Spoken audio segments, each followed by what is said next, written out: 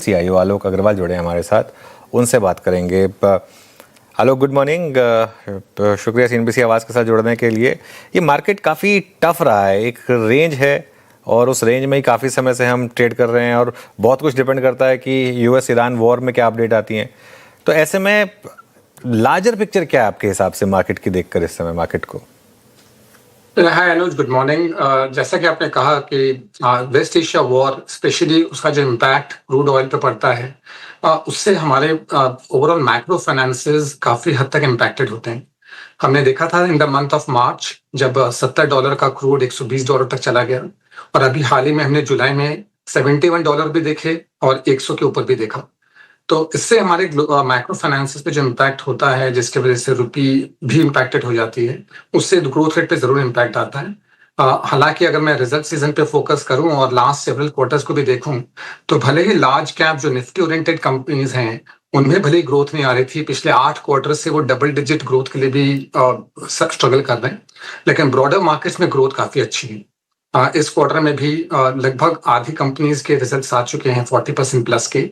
और overall numbers देखें तो नंबर्स भले डिप्रेस दिखाई देंगे, क्योंकि ऑयल एंड गैस कंपनीज के स्पेशली OMCs ने लॉसेस रिपोर्ट किए, बट एक्सक्लूडिंग ऑयल अभी तक के नंबर्स नियरली 19% की ग्रोथ दिखा रहे हैं, जो कि काफी अच्छे नंबर्स हैं।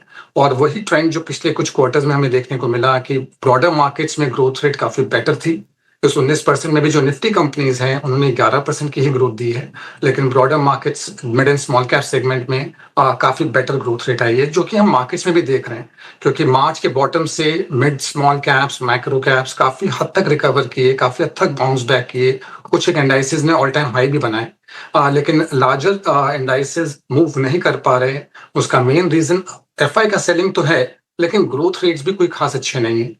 तो यही ट्रेंड कंटिन्यू होता नजर आ रहा है। सेक्टर सिलेक्टिव हो रहे हैं, स्टॉक सिलेक्टिव हो रहे हैं, बट हेडलाइन जो इंडेक्स है वो खास मूव नहीं हो रहा। ओके, चलिए, तो ये समय बिल्कुल हेडलाइन इंडेक्स में कुछ खास मूव आ नहीं रहा है। एक सबसे बड़ा जो मार्केट का सेक्टर है बैंकिंग, उसमें लार्ज कैप प्राइवेट बैंक्स, उस पर क्या व्यू रहेगा? क्योंकि मार्केट की सबसे बड़ी दिक्कत वही रही है पिछले कुछ समय में।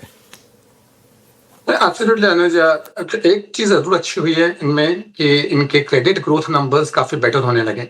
15-16% सेक्टर ग्रोथ आ गई है, तो जो लीडिंग बैंक्स हैं करीब 18-19% की भी ग्रोथ रेट दिखा रहे हैं। लेकिन क्रेडिट ग्रोथ से टॉप लाइन ग्रोथ तो आ जाती है, ऑपरेटिंग प्रॉफिट ग्रोथ और नेम ग्रोथ के लिए मार्जिन चाहिए, और मार्जिन के लिए डिपॉजिट ग्रोथ चाहिए। और मोस्ट ऑफ जो बैंक्स है, लार्जर बैंक्स भी, वो डिपॉजिट ग्रोथ उनको थोड़ा स्ट्रगल हो रही है। तो जब तक वो डिपॉजिट ग्रोथ भी जोर से ना बढ़े, तब तक वो ओवरऑल प्रॉफिटेबिलिटी में नहीं आ पाते, जिसके वजह से भले ही क्रेडिट ग्रोथ बेटर है, वो नेट प्रॉफिट ग्रोथ और ऑपरेटिंग प्रॉफिट ग्रोथ उसमें ज्यादा उछाल नहीं देखने को मिला है। लेकिन बैंकों में भी जो स्मॉलर प्राइवेट बैंक्स हैं, टॉप 4-5 बैंक्स को अगर हटा दें, उसके नीचे के नेक्स्ट 4-5 बैंक्स देखें, तो उनके रिजल्ट्स काफी बेटर आए थे, एंड वो लास्ट सेवरल क्वार्टर से काफी कंसिस्टेंटली अच्छे नंबर्स दे रहे हैं। तो वहां पे क्रेडिट ग्रोथ भी देखने को मिल रही है, और स्मॉलर बेस पे डिपॉजिट ग्रोथ भी ठीक आई, जिसके वजह से इनके ऑपरेटिंग प्रॉफिट ग्रोथ में ज्यादा उछाल है। और अक्रॉस द सेक्टर हमने देखा है क्रेडिट कॉस्ट काफी अच्छे से मेंटेन्ड है। तो ये सेक्टर में काफी हद तक टर्न अराउंड देखने मिल रहा है, लेकिन सेक्टर में विनर्स वही होंगे जिनके पास क्रेडिट डिपॉजिट रेशियो बहुत ज्यादा ना बढ़ जाए और ओवरऑल ऑपरेटिंग प्रॉफिट ग्रोथ अच्छी है। अच्छा आलोक जी, मैं थोड़ा सा गोल्ड के इर्द गिर्द रह के बात करना चाहता हूँ। जो भी US में हुआ, वॉर, कच्चा तेल और इन्फ्लेशन के कंसर्न्स, उसके बीच में अगर आप देखें जो डॉलर इंडेक्स ने किया, हमने गोल्ड में एक डिप देखा। हालांकि ग्लोबल प्राइसेस में एक सब्सटेंशियल डिप था, वो इंडियन मार्केट्स में इसलिए नज़र नहीं आता क्योंकि रूपी फैक्टर है। बट गोल्ड से जुड़े हुए जितने भी अगर आप देखें आपके हमारे पास सेटअप हैं ट्रेड करने लगे, मेरे ख्याल से आलोक जी से भी संपर्क टूट गया। मैं अपना जो प्रश्न है वो कुछ देर में रखूंगा। एक बार मीनवाइल अगर आप निफ्टी को ले आए, थोड़ा सा अगर आप देखें रिट्रेस हुआ है हल्का सा, वो अमूमन पॉसिबल होता है 10 बजे के आसपास, तो वो जो शार्पनेस थी वो कम हुई है। और इवन अगर आप निफ्टी IT को देखें, ये भी थोड़ा सा करीब 100-150 अंक रिट्रेस हुआ है। अनुज, एक ट्रेड लेते हैं। मीनवाइल गोल्ड को लेकर बात कर रहा था। अब आपके पास गोल्ड फाइनेंस कंपनियां हैं जो कि ऑलमोस्ट अगर आप बीते 1-1.5 महीने में काफ़ी सॉफ्ट पड़ी हैं, और Titan for instance, James and jewellery space पूरा, यहाँ पर आपका टेक क्या है? वैद्य जी, इसको 2-3 एस्पेक्ट में देखते हैं। गोल्ड अपने आप में काफ़ी हद तक करेक्ट हो चुका है और भले ही गोल्ड का आउटलुक काफ़ी पॉजिटिव है, हमारा स्टांस भी काफ़ी पॉजिटिव है। ये एक रेयर करेक्शन था एक ऐसे समय में जहाँ मनी सप्लाई तो ग्लोबली बढ़ रही है, इंडेटेडनेस, ग्लोबल लिवरेज भी बढ़ रहा है। लेकिन लास्ट कुछ महीनों में स्पेशली वॉर के बाद हमने देखा कि करेक्शन आया गोल्ड में। शायद एक आध कंट्री जैसे रशिया वो है, उनको सेल करना पड़ा, हालांकि चाइना जैसी कंट्रीज ने काफी हद तक बाइंग की है। नेट नेट लास्ट कुछ महीनों में सेंट्रल बैंकर्स ने नेट बाइंग ही की है।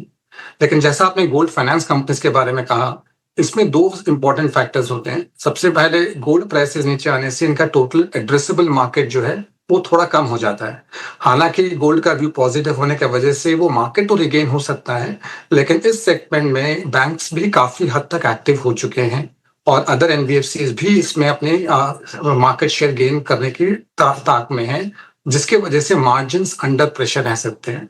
तो इसके वजह से ओवरऑल माइक्रो फाइनेंस जो गोल्ड फाइनेंस कंपनीज हैं, इनको ओवरऑल प्रॉफिटेबिलिटी ग्रोथ पे थोड़ा इम्पैक्ट आ सकता है, जिसकी वजह से हमारा व्यू बहुत पॉजिटिव नहीं है। लेकिन जो जेम्स एंड ज्वेलरी सेगमेंट है, उसमें ग्रोथ बहुत अच्छी देखने को मिल रही है, स्पेशली ब्रॉडर मार्केट्स में। हालांकि जो टॉप नेम्स हैं वो काफी हद तक वैल्यूएशन ज्यादा है उनकी, लेकिन जो सेकंड थर्ड रैंक कंपनीज हैं अक्रॉस द बोर्ड हमने देखा है ग्रोथ रेट्स काफी अच्छी है, वॉल्यूम ग्रोथ भी ठीक आ रही है, मार्जिन एक्सपेंशन भी अच्छी है। तो ओवरऑल गोल्ड सेगमेंट में, ज्वेलरी सेगमेंट में हमारा व्यू पॉजिटिव रहेगा। गोल्ड फाइनेंस पे व्यू न्यूट्रल टू नेगेटिव है, ओवरऑल गोल्ड पे हम पॉजिटिव है। ओवरऑल गोल्ड पे काफ़ी कंस्ट्रक्टिव व्यू है आपका। अच्छा आलोक जी, अब आप क्या थोड़ा सा बाइफरकेट, क्या विभाजन करके कुछ स्ट्रेंथ, साइडवेज या वीकनेस आईटी में कोई व्यू बना पाए हैं क्या इस बार के नंबर्स के बाद? आपने large cap mid cap IT के नंबर देख लिए, आपने एक तरफ एआई रैली को, चिप स्टॉक्स की रैली को कोलैप्स होते हुए देखा। कहीं ना कहीं अब कोई धारणा बनी है क्या आपकी इस वक्त आईटी में? वेदु जी, आईटी में सबसे स्ट्रॉन्ग चीज यही है कि वो करेक्ट हो चुके हैं, काफी हद तक वैल्यूएशंस अपने हिस्ट्री से नीचे आ चुके हैं, जिसके वजह से एक बाउंस बैक बनता भी था। अपने निफ्टी आईटी इंडेक्स जो है अपने 5 ईयर लो से बाउंस बैक भी किया, ये महीने में one of the top performers है। लेकिन आउटलुक के हिसाब से जो स्पेशली जो लार्जर कंपनीज है जो सेक्टर को डोमिनेट करती हैं, आईटी सर्विसेज, उसमें ग्रोथ अभी भी खास नजर नहीं आ रही और इनके जो काउंटर पार्ट्स हैं यूएस में भी, उनमें भी ग्रोथ अच्छी नहीं है, गाइडेंस कट हो चुके हैं। और अगर देखा जाए तो जो काउंटर पार्ट्स है यूएस के, वो आज हमारे आईटी इंडेक्स से कुछ 30-30% डिस्काउंट पे ट्रेड कर रहे हैं, जो कि हिस्टोरिकली एट पार ट्रेड होते थे। तो वैल्यूएशन भले ही सेक्टर की अपनी हिस्ट्री से कम आ गई है, लेकिन जो हमारे पियर्स हैं ग्लोबली, उनसे हम अभी भी थोड़े आगे हैं। वैल्यूएशन प्रीमियम सस्टेन हो सकती है अगर ग्रोथ रेट आए, तो वो ग्रोथ रेट अभी भी विजिबल नहीं है, जिसके वजह से जो टॉप आईटी सर्विसेज नेम्स हैं उसको हम पास कर रहे हैं। लेकिन सिलेक्टिवली कुछ कुछ आईटी कंपनीज ऐसी होती हैं जो रिसर्च एंड डेवलपमेंट में हो, कुछ ऑटो टेक के अंदर में है, जहां पे ग्रोथ रेट्स फास्टर आ सकती हैं। तो सिलेक्टिवली भले पॉजिटिव हो जाए, लेकिन ओवरऑल सेक्टर पे व्यू नेगेटिव है। ओके, चलिए, ओवरऑल अभी भी थोड़ी सी नेगेटिविटी है यहाँ पर। कोई और सेक्टर या थीम जो आपको इस समय पसंद हो, जिसकी आप बात करना चाहें इस समय, जहाँ पर आपको लग रहा है कि रिस्क रिवॉर्ड इन्वेस्टर्स के फेवर में है? आई थिंक जो सबसे अट्रैक्टिव सेक्टर जहां रिस्क रिवॉर्ड काफी बेटर है इन्वेस्टर्स के लिए, वो फार्मा सेगमेंट में है। फार्मा सेगमेंट जो कि चाइना प्लस वन के थीम का भी बेनिफिशियरी है। एक ऐसा सेगमेंट जहां इंडिया ने सालों साल में अपने मैन्युफैक्चरिंग प्रोग्रेस दिखाई है कि हम वर्ल्ड बीटिंग क्वालिटी भी प्रोड्यूस कर सकते हैं और एक बहुत ही कॉम्पिटिटिव प्राइसिंग पे भी। और इन सेगमेंट में जो जहाँ पे सब सेगमेंट में हमारा व्यू पॉजिटिव है, एपीआई एंड सीडीएमओ स्पेस में, वहाँ ग्रोथ रेट्स मच बेटर है। बहुत सारी कंपनीज ने अपने कैपेक्स भी कर दिए हैं और उनके पास ऑर्डर्स भी काफी अच्छे हैं, तो जिसके वजह से आने वाले समय में ग्रोथ नंबर्स और मार्जिन एक्सपेंशन दोनों देखने मिल सकता है। उसकी कुछ झलक हमने इस क्वार्टर में भी ऑलरेडी देखी है।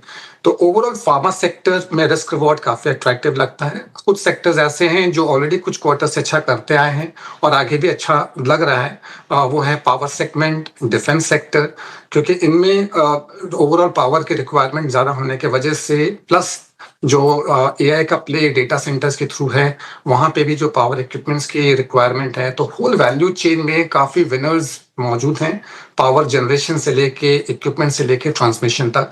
तो ये 2-3 सेगमेंट्स हैं, power, defence, pharma and fourth होता है कैपिटल मार्केट प्लेस। ये 4 सेगमेंट जो कि इंडेक्स में बहुत ज़्यादा वेटेज नहीं रखते, लेकिन ये चारों में अक्रॉस द बोर्ड काफ़ी अच्छी ग्रोथ देखने मिल रही है और इन्हीं में हमारा व्यू ज़्यादा पॉजिटिव है।